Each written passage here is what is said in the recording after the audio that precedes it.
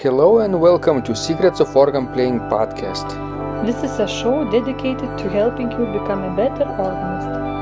We're your hosts, Vidas Pinkevičius. And Aušra Motūzaitė Pinkevičienė. We have over 25 years of experience of playing the organ. And we've been teaching thousands of organists online from 89 countries since 2011.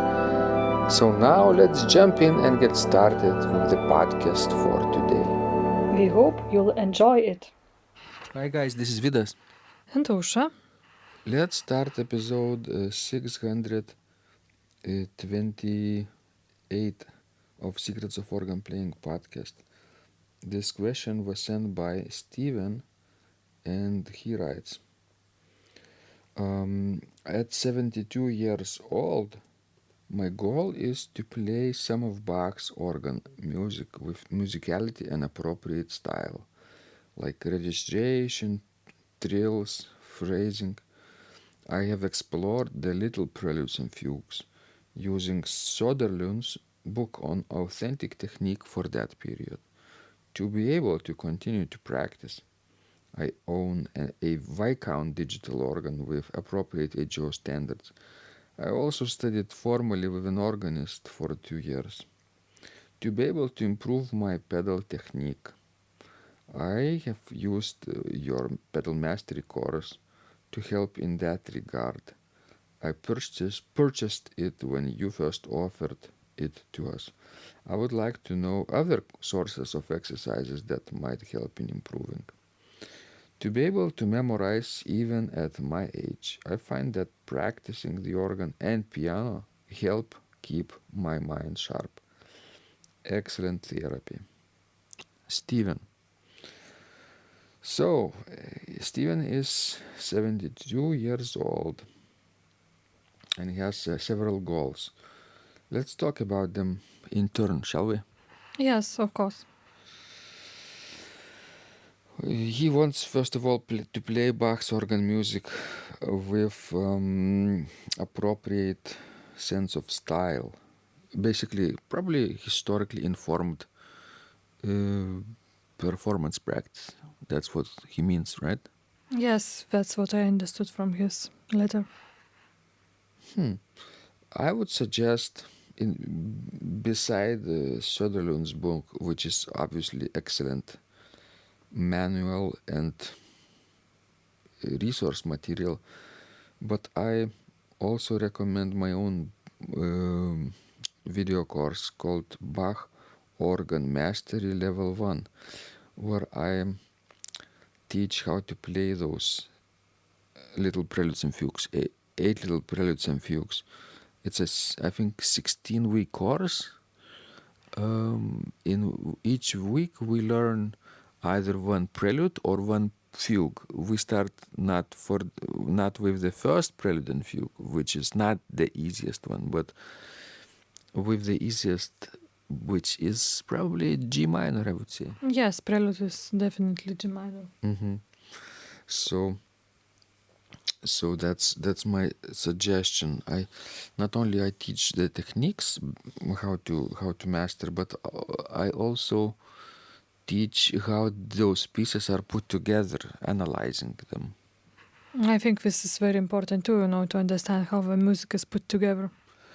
And I've got very good feedback from students who watch those videos and say that they appreciate my analysis as much or even more,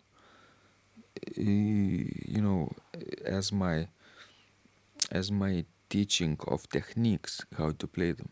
Analysis is kind of a hidden thing. You can maybe teach yourself how to play the piece, but if you don't understand how the piece is put together, it's kind of difficult to analyze it yourself. You have to consult some sources, and one of them is my course. Plus, I think video course is more beneficial because you can see other person playing and how another person sits and touches keyboard. I think this is very important too. to see it, not only to read about how it should be done, and to listen what the final result should be. And another suggestion for Stephen from me would be, maybe you are willing to find some kind of tracker, access to a tracker instrument, just to see how it works and to play it, to practice it for a while, because that might give you more idea about how Baroque music should be performed. Because you have that practice organ at home, which is great, because you can do it every day then. But I think getting on the tracker organ would help you to understand the meaning of Baroque articulation and ordinary touch. Yeah, speaking about the tracker organs, we have at home Hauptwerk setup and also practice organ with two stops, which is a tracker organ. Keyboards in our Hauptwerk setup have very light touch, basically no resistance at all. So I made a video a few days ago how to play in 12 steps, I think, the famous Gigout toccata. It's not a Baroque piece, but I bring it up here because it's appropriate, because I started learning it and recording it on the Hauptwerk, on a plastic keyboard, right? And it went well, I applied my own steps, taught myself. You can watch the video. But then I think the next day I sat down on the pipe organ at our house, and it felt almost like sight reading all over again. And I was scared because my recital is coming up in a few days, this weekend, of this particular piece I am planning to prepare. Of course, I can postpone it or substitute with another piece. I have plenty to choose from, but I was kind of frustrated because and a day before I was doing well, and now I cannot play it at all. What's happening? Then the next day, like yesterday, I sat down on the Hauptwerk setup again and tried to play the same Gigout toccata. And guess what? It wasn't that bad. It was sort of not perfect, but close to ready. So my point is that playing on even a small practice organ with two stops which have genuine tracker action is much more difficult than any type of electronic organ, virtual organ, digital organ, which has very light touch. But yes, it's more difficult, but at the same time it's more fun and it makes more sense. Because sometimes, when you are trying to do all that Baroque articulation on the light keyboard, it doesn't make sense very often. And when you start to think, why do I need to do this all? I might just play all things legato and as it's comfortable for me. But when you sit at the tracker organ, you then understand why all these rules, and all this trouble. When it really makes sense, all those, tips. Yeah, absolutely. I agree with you on this question. Just understand that even though it's more difficult to play on the tracker organ, from time to time it's much more beneficial. If you don't have access to it every day, going to a church, let's say with a pipe organ which has tracker action, from time to time, regularly, will help you a lot, right? Yes, of course. What about improving his pedal technique? Can we talk a little bit about that? He used pedal mastery course, which is of course great to start. he said that he purchased it when I first offered it. He doesn't say if he completed it. Yes, we don't know about that. It's a long course. Or not. No, it's not that long. Sight reading master course is 40 weeks long, but pedal mastery course is probably 12 weeks long plus some bonus material. Have you included bonus material right from the beginning of this course or not? Or you added them later? Right from the beginning, yeah, so that okay. people would get extra value. So, yeah, even those 12 weeks, I'm not sure if Steven has completed or how. I offered it a while ago, many years ago, I would say, right? Yes, It was it's been a while. one of my first courses, maybe from 2012, 13, something like that, in the early days. And this is 2020. We're talking about maybe 8, 7, 6 years of not practicing from this course. Maybe let's recommend Steven to go back to this course. Yes, it might be beneficial, to refresh your pedal technique. He will be surprised. Obviously, it's not that he would be forgetting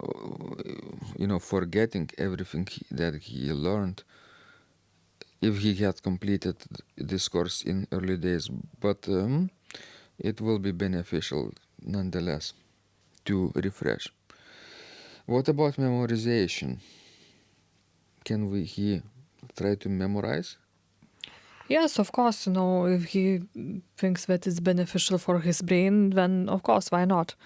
Personally, I don't memorize music very often because that way I cannot do as much repertoire as I would want to do.